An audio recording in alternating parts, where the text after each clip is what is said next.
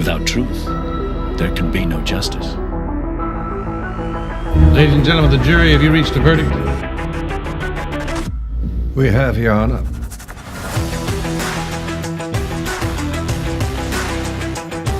Speak out. Ask those questions. Demand that truth.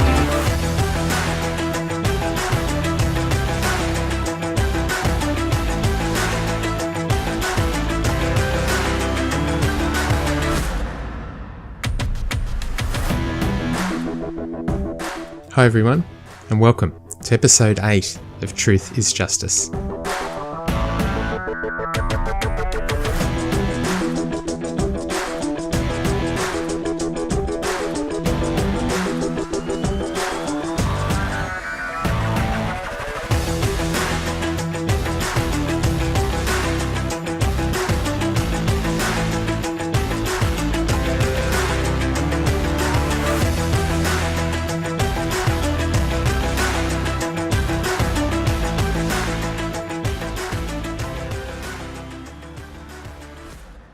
Before we get started today, I wanted to briefly address some of the things that have happened this past week.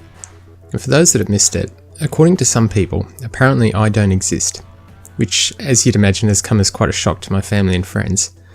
I'm apparently simply a creation by someone with a grudge. Can you imagine some conversations? Actually, no, I'll describe to you exactly the way some of these conversations have gone. So over the past week, 8 or 9 people from Bob's Army, directly urged on by him and others, have contacted online and directly by phone a number of my old high school friends, about a dozen of them as far as I can tell. They've also contacted at least 5 of my high school teachers, and even one of my old high school sports coaches. And guess what they said to them? Guess what the questions were? Firstly, does this Sam person actually exist? Secondly, can you describe him for me? Thirdly, do you know if he runs a podcast called Truth is Justice? And lastly, and this is my absolute personal favourite, and I can actually picture it said in almost a detective-like voice as they offer a business card to a witness of a crime. It is, if you remember any information about this Sam person and you would like to share it, please join the Facebook page of Bob Ruff's show and share it with us there, where the information will be handled very carefully. Honestly, in all seriousness, these interactions have provided no shortage of comedic conversations amongst so many groups of people connected to me, so in that respect, thank you from all of them. I've had an important reminder this week of how for some, the qualities of integrity and honesty and just doing what is right have been completely lost, forgotten against a picture of admiration and alliance to a so-called army. Importantly, and I think Ivan summed this up best on one of our Facebook group discussions, when he asked how this process of conducting personal investigations into people like myself is actually assisting in providing justice for Jim. And the answer is it isn't. Not one single bit. All of this is purely for entertainment purposes, or presumed to entertain. But I wonder how many people listening to a true crime podcast are actually interested in it. Calling it gutter journalism would even be a compliment.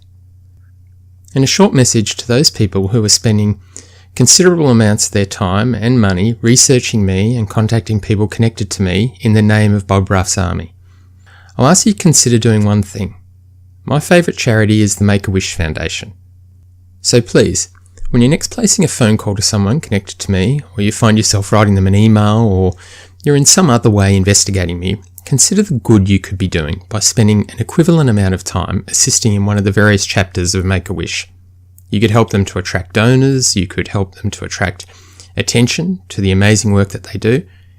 In that way, this truly bizarre investigation process a group of you are conducting can have a positive outcome, and the anger you seemingly and altogether strangely have towards me can be channeled into something incredibly positive and completely worthwhile.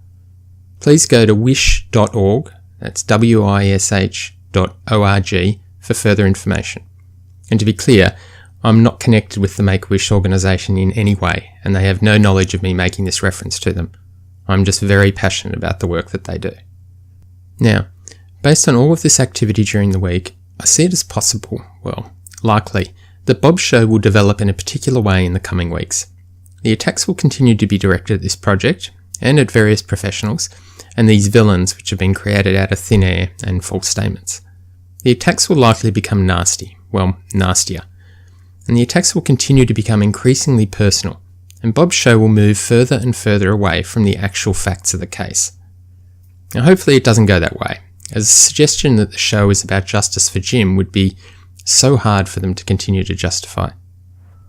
Now with all that said, our focus remains exactly the same, and our response to these personal attacks is to continue to focus on the facts of the case, and to continue to address the misleading statements, week in, week out. Join with us as we continue to set the record straight.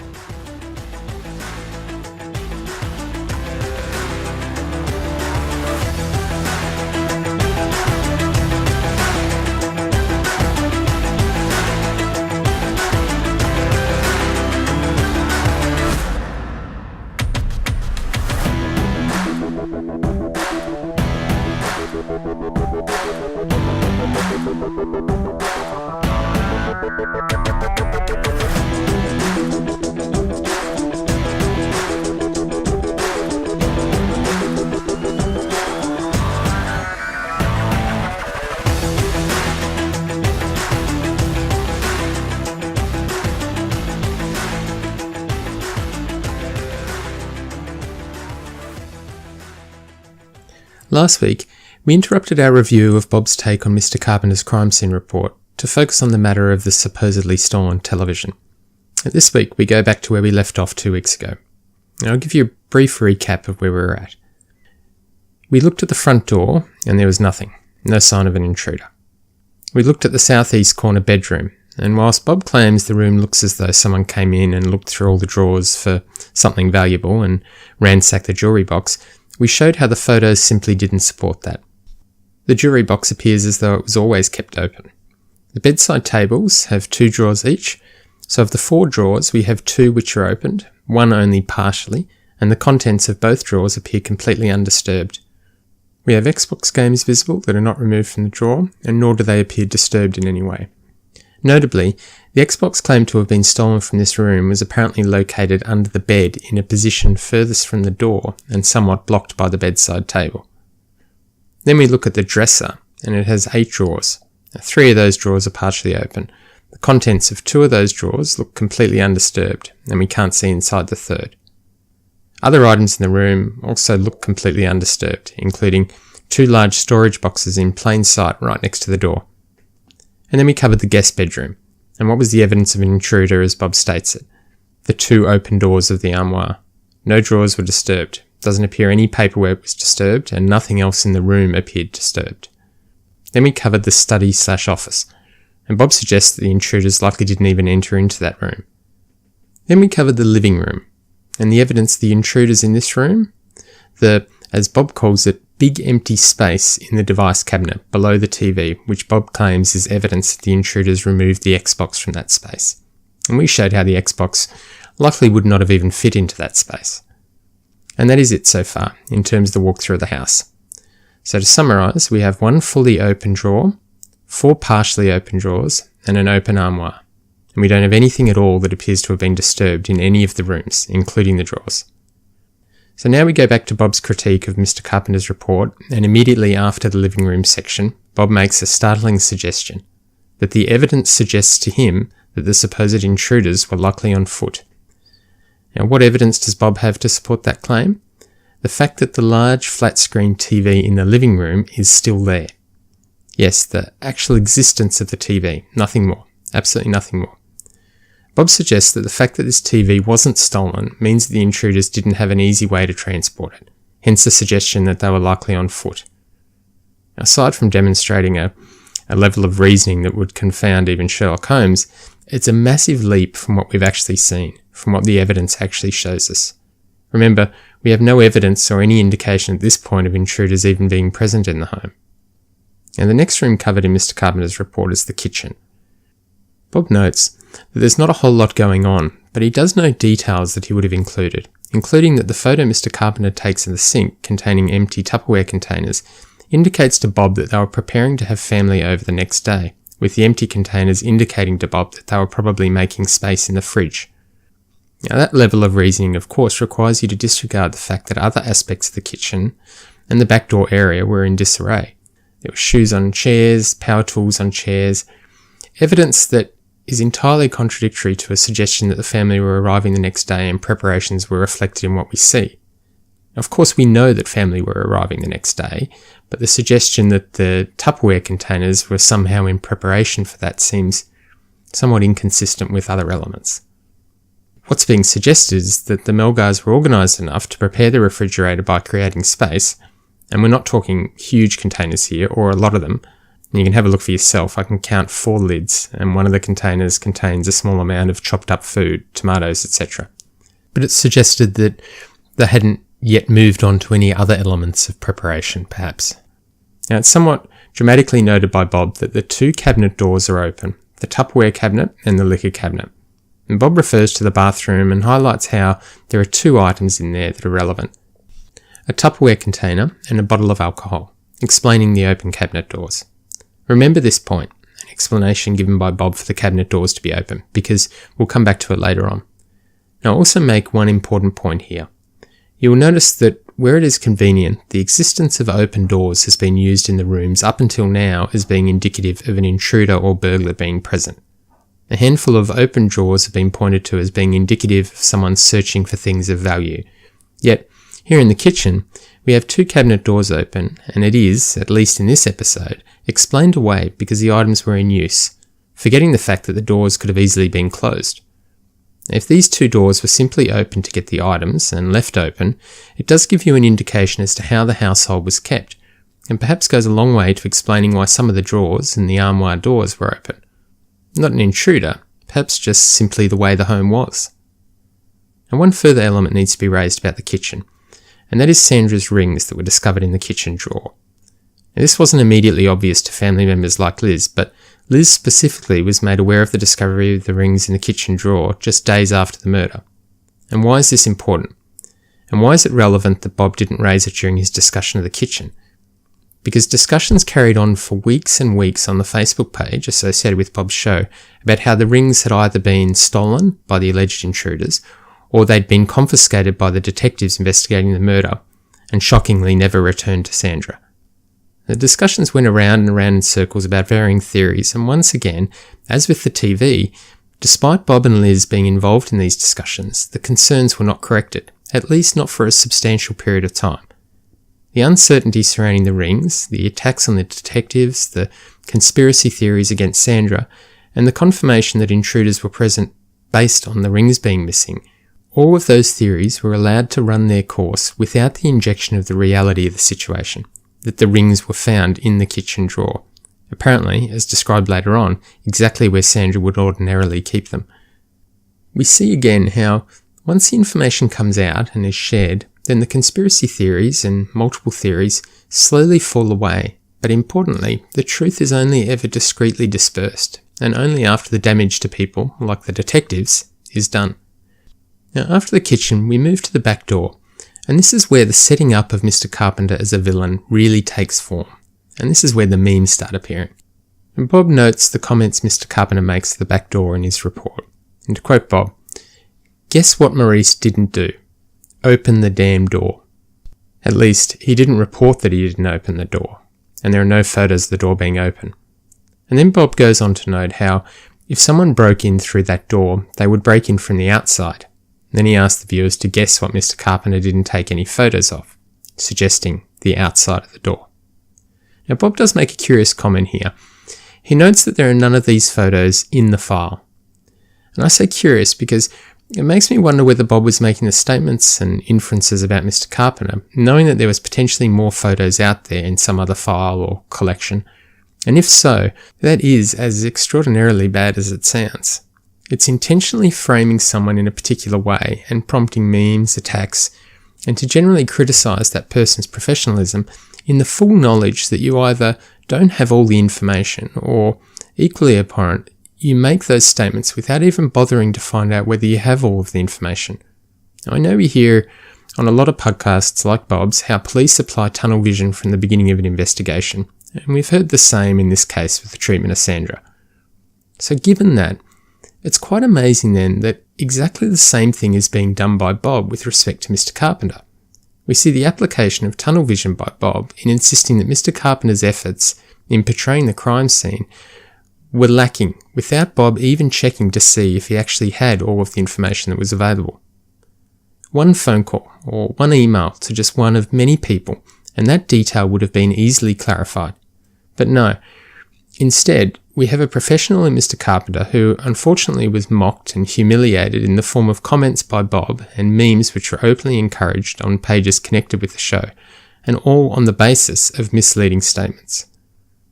If you're starting to notice a pattern, well, you're not the only one. It's becoming a pattern which many people are beginning to become aware of. Now, as many of you know, there were more photos of the back door. Photos from the outside, photos of the fingerprint dust having been applied, photos that Bob could have easily and readily confirmed prior to those statements of his being made, but that he chose not to bother with. Now, if we skip ahead one episode, these statements about Mr. Carpenter shockingly go even further. In the follow-up episode, which aired the following Friday, Bob made further comments about Mr. Carpenter's apparent lack of photographs of the back door open, and the apparent lack of photographs of the outside of the door. Now, in a condescending way, Bob, combined with some appropriate backing music, makes a statement that if someone had tried to break into the house through the door, where would they be breaking in from? He says that's right, from the outside of the door. So not only is Bob suggesting that Mr. Carpenter was not competent at his job, he's suggesting he doesn't have the awareness of crime scenes to know that break-ins would commonly initiate from outside the house. But even that isn't it. Bob incredibly goes on to make the comment that the lack of photographs taken by Mr. Carpenter was a little suspicious. And those are Bob's actual words, a little suspicious. So what Bob is suggesting here is quite extraordinary, especially given the apparent failure by Bob to even investigate whether he had access to all of the material. Bob is directly pointing at corruption by a law enforcement officer without a shred of evidence to support it, and without any follow-up by Bob to confirm it before making such statements. The only evidence? That Bob doesn't believe that Mr. Carpenter took any more photos, and doesn't even take steps to see whether that assumption was right. Thorough investigation and entertainment, or recklessness and arrogance? You make up your own mind. In the next follow-up episode, Bob notes, actually in response to a question of mine about the tool marks on the door, and we'll cover that in more detail in the coming weeks, but Bob notes that he did find, well, he notes that Liz found, that there were more photos of the back door that Bob had unintentionally sorted into the wrong folders. So what would you ordinarily expect in a situation like that? What would you expect from a professional, a person committed to ensuring the truth is communicated and justice is appropriately afforded to everyone? A person who claims to have a low tolerance for bullies? Well, I'd expect an apology to Mr. Carpenter, an acknowledgement by Bob that he got it wrong, that his comments about Mr. Carpenter not taking photos, that, as it turns out he actually took, were wrong, and that the resulting memes and attacks were completely, entirely unfounded. No, there wasn't a single apology, not a single retraction, not a single word to attempt in any way to restore Mr. Carpenter's reputation or address the accusation of corruption. Instead, Bob continues to go on the attack against Mr. Carpenter, in my opinion, to cover the fact that he, being Bob, got this spectacularly wrong. And Bob makes further staggering remarks, suggesting that, and to quote Bob because the wording is damning, I want to make sure I get it right, this report is intentionally misleading, referring to the report by Mr. Carpenter. Just staggering. Now, it's one thing to create a villain for the purposes of entertainment, but to do so in a way that could be damaging professionally to someone, and when the basis of those attacks, as we've also seen with Bob's attacks on Miss Barnett, are entirely baseless and fictional. In my opinion, that approach is completely and utterly inexcusable. And the next room covered by Mr. Carpenter is the dining room, and that is where we will continue. And Bob reflects on this room only briefly because he notes that nothing appears to be out of place. Bob does highlight two things: the glassware cabinet, and Bob describes it as being full of very nice glassware. And we'll add here that the cabinet from the photos appears to be entirely undisturbed. The second thing Bob raises is the pile of rugs in the corner of the room. The rugs are not spread out, they're bunched up, appearing as though they're being prepared to be washed. They're also in the corner of the room, which is right beside the laundry, so that seems to make sense. Now, it's also worth noting that for guests arriving the following day, there appears to be very little in the way of preparation, and that even for an uncluttered room, the room itself still contains items that are not in any particular place. There are items sitting on 3 of the 4 chairs, and there's what appears to be a juicer on the table. And the table runner across the table isn't neatly spread out, it's bunched up in areas. And the mop and bucket referred to is an interesting element. Testimony indicates that a smell of cleaning liquids, possibly chlorine, was noticeable, and the smell was attributed to the bucket with the mop. And we'll come back to that in a later episode. Just one thing that it's also worth noting is that the mop and bucket were in an open part of the room, right next to the walkway between the kitchen, the living room and the front door, and the mop and bucket appear undisturbed, in the sense that the mop handle is leaning up against a chair in a way you'd probably leave it resting after use, and the bucket is upright. Now, the next room covered by Mr. Carpenter is the laundry room, but Bob doesn't carry on a discussion in the room other than highlighting the unlocked door leading to the garage. Now, that door is interesting, specifically the locking mechanism, and it's raised and discussed at trial. And we'll cover that specifically on a later episode, but the door lock wasn't functioning, so the door couldn't lock. And after the laundry, Mr. Carpenter moves on to the garage, and Bob begins the analysis of Mr. Carpenter's report as noting that the report was vague. This is where we are introduced to the backpack containing the Xbox that we spoke about during last week's episode. And Bob makes a couple of points, including his suggestion that Liz was accused of planting the backpack in the garage. Nothing further is offered in this respect, nothing to support that claim, just the claim that Liz was accused. The backpack was identified by Liz when she returned to the home a number of days following Jim's murder, and as Bob notes, Liz took some photos and informed the detectives who arrived at the scene to take photographs themselves and to take the backpack into evidence. Now, Bob finishes the episode with the garage and provides a summary, noting that we have now observed the entire house, with the exception of the master suite. And Bob goes on to make each of the following points. Firstly, that there is clear evidence that either someone did burglarise the Melgars home, or someone did a very thorough yet subtle job of staging the home to make it appear there had been a robbery. Secondly, if there was a burglary, it was very likely that the unsub or unsubs were on foot, with the getaway car parked somewhere other than in the Melgars driveway. And thirdly, that there was no way of knowing which door the intruder would have entered through. The most likely point of access would be the back door, according to Bob, supported by the barking dogs and Jim going to the back door to let the dogs in. And fourth, if this was a home invasion, the sub or unsubs exited through the garage. Now let's look at each of those elements. Firstly, Bob's assertion that there is clear evidence that either someone did burglarise the Melgars home, or someone did a very thorough yet subtle job of staging the home to look like a robbery. Bob refers to the missing items, the open drawers and open doors, as supporting that statement. As we've spoken about, we simply don't have any evidence of that. We don't have any evidence of intruders being present. Even if we accept that the open drawers and open doors are a sign of an intruder, which I think is ridiculous, how difficult would they be to stage? How sophisticated would you actually need to be? In my view, not very. You'd open a few drawers and not touch anything inside. You'd open 2 armoire doors and again, not touch anything inside. Now, you don't need to move anything or displace anything. You simply just open a few drawers and doors. Would it suggest a sophisticated staging? No. To me, it would suggest a very poor staging. My view is that it would be an unlikely way to stage a crime scene, and not because it reflects an intruder, but because in my view, it's very possible that it was simply the way the rooms were. The rooms were not tidy, and that isn't a criticism of the Melgars, it's simply an observation of mine. Things just seemed somewhat disorganised in the home. Now, Liz has recently spoken on Bob's show about how the way the house is portrayed in the crime scene photos isn't how it normally was kept. Liz notes that the house was normally organised, and highlights the cabinet doors in the kitchen as an example of something the Melgars simply wouldn't do, being to leave cabinet doors open. Now, it's probably up for each individual to decide, but when I look at each of the rooms, my general impression is that things were generally not neatly organised or kept in their place. Things that an intruder wouldn't necessarily rearrange, things that appear to just be how they are kept. A second point, that if there was a burglary, it was very likely that the unsub or unsubs were on foot, with the getaway car parked somewhere other than in the Melgars driveway.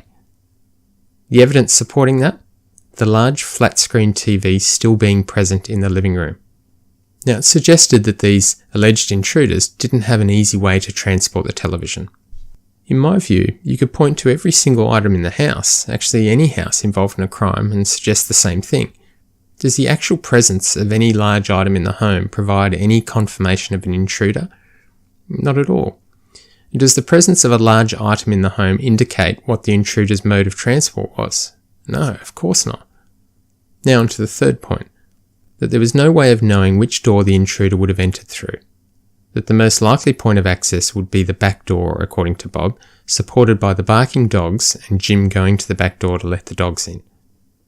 Now the big problem here is we have no idea whether Jim went to the back door that night. That element, which is almost stated as fact by some, is only supported by Sandra's account of the evening.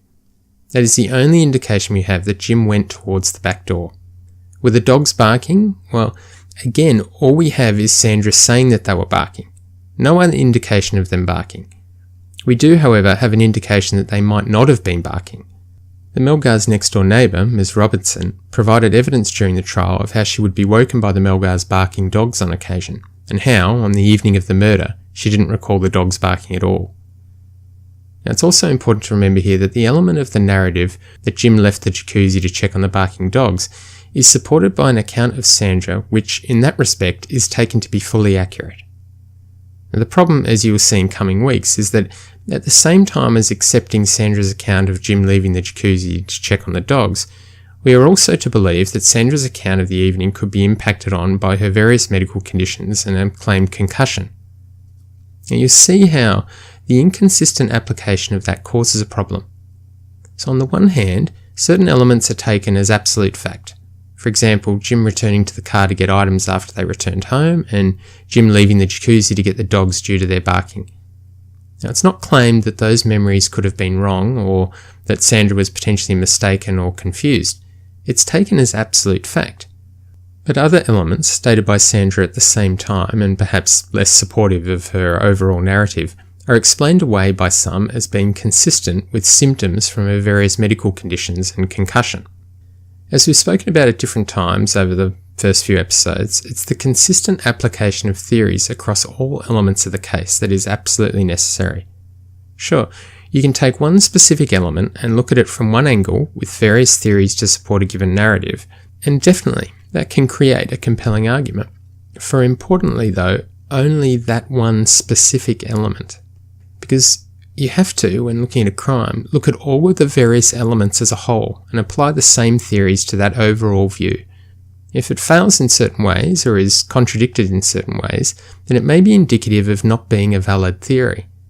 Taking a magnifying glass to individual elements is an excellent way to analyse data, and all types of data, photos, witness statements, testimony, documents, but it must be done consistently and thoroughly, otherwise it simply serves no purpose other than to entertain an audience.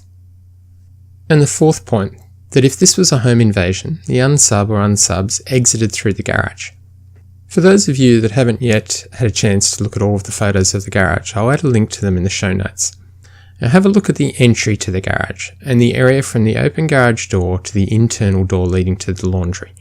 And pay particular attention to the number and size of objects contained on that side of the garage, and consider whether you would view that as being an easy passage to walk through, or something somewhat harder.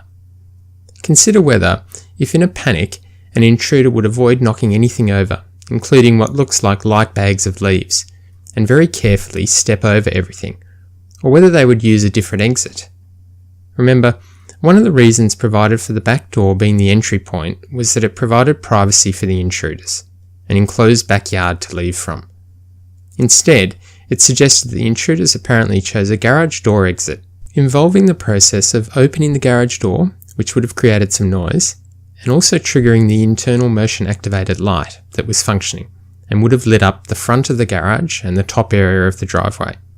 So does the open garage door indicate that there were intruders? No, not in my view. Does the open garage door indicate that any intruders would have left through the garage? No, not in my opinion. In fact, I think that when you look at the photos taken by Mr. Carpenter of the garage, it would appear to be a very strange choice for any intruders to make their exit. And that's where we'll leave the report by Mr. Carpenter.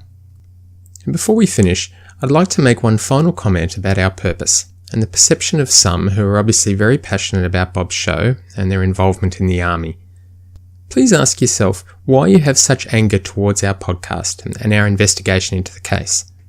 I've said this before, but it's worth saying again.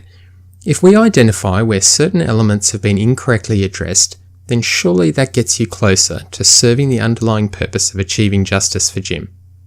Now ask yourself whether it's justice for Jim that you're motivated by, or the acquittal of Sandra. If it's justice for Jim that motivates you, then everything we are doing here at Truth is Justice is supportive of that, and we are focused on the same end goal as you. If it's the acquittal of Sandra that motivates you, then I understand your frustration at our podcast and our investigation. But I think, importantly, you need to recognise that those two things, the justice for Jim and the acquittal of Sandra, are not necessarily consistent with each other. Thank you very much for listening to today's episode, and in wrapping up, I wanted to express a huge thanks to two very important people who help ensure this podcast can continue each week and for managing our very active Facebook page. Atty and Ivan, as you know, your enormous efforts are appreciated by so many people, and were it not for your vision, perseverance and determination, Truth is Justice would not have been possible. Thank you both very much. And with that, we look forward to you all joining us next week as we continue to set the record straight.